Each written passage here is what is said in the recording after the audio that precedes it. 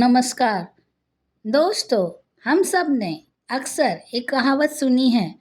आज समाज में एक वाक्य बहुत प्रचलित है, इंसान क्या लेकर आया था और क्या लेकर जाएगा।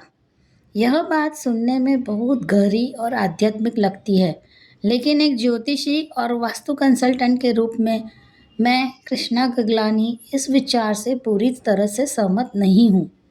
क्योंकि अगर हम सच में खाली हाथ आते और खाली हाथ जाते होते तो हर व्यक्ति का जन्म, जीवन और मृत्यु एक सी होती, लेकिन वास्तविकता इससे बिल्कुल अलग है।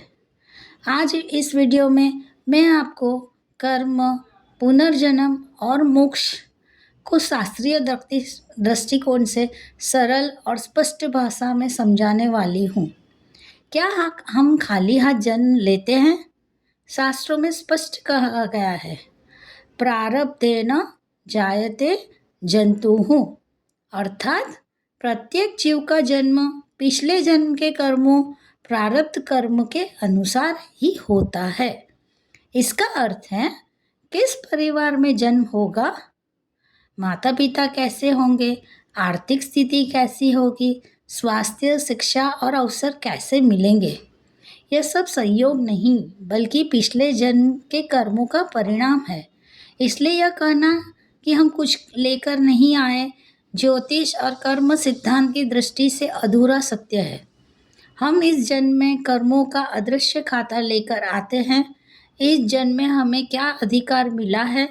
इस जन्म में हमें मिला है क्रियामान कर्म करने का अधिकार, अर्थात इस जीवन में हम जो सोचते हैं, बोलते हैं और करते हैं, अच्छे कर्म, सुख, सफलता और संतुलन, गलत कर्म, बाधाएं, कष्ट और संघर्ष। यही कारण है कि एक ही घर में जन्मे दो लोगों का जीवन अलग अलग होता है। कोई कठिन परिस्थितियों में भी आगे बढ़ जाता है और कोई सुविधा होने के बावजूद संघर्ष करता है। यह सब कर्म, ग्रह स्थिति और वातावरणीय ऊर्जा का संयुक्त प्रभाव है। मृत्यु के बाद हम क्या लेकर जाते हैं? शरीर यहीं रह जाता है, लेकिन कर्म हमारे साथ जाते हैं।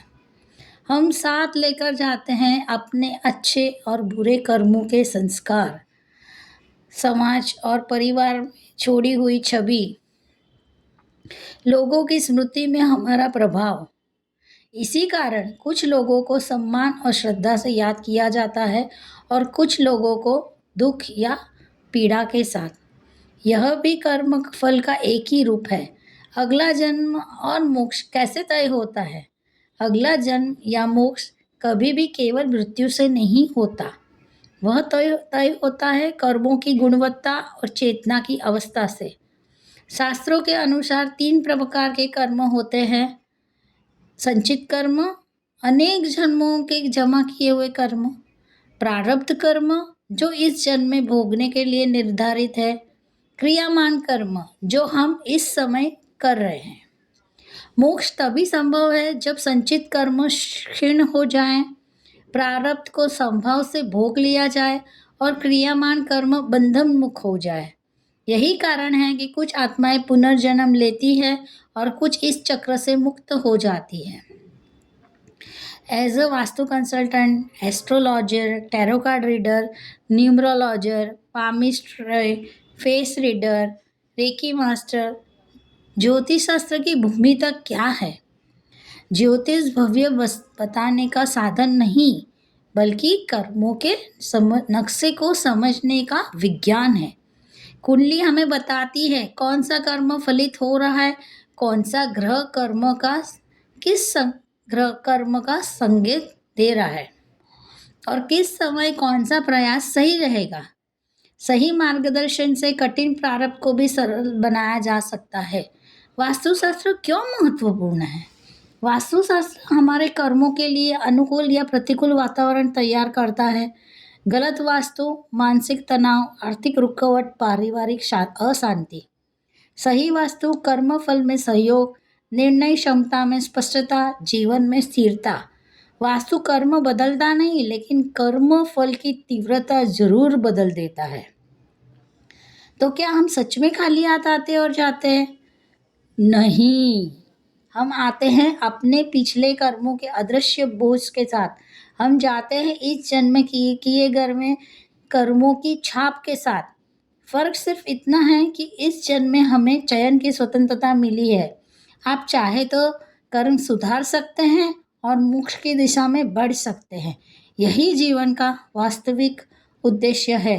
यदि यह विचार आपको भीतर का स्तर स्पर्श करे तो इसे केवल सुनिए नहीं, जीने का उद्देश्य कीजिए।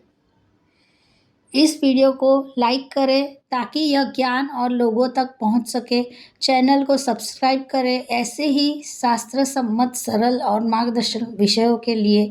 बेल आइकॉन दबाएं ताकि हर नया वीडियो आप तक सबसे पहले पहुंचे। आपका एक छोटा सा समर्थन किसी के जीवन में बड़ा परिवर्तन ला सकता है। धन्यवाद। Vastu consultant, astrologer, tarot card reader, numerology, palmistry, face reader, reiki master. जय श्री कृष्ण। जय श्री कृष्ण।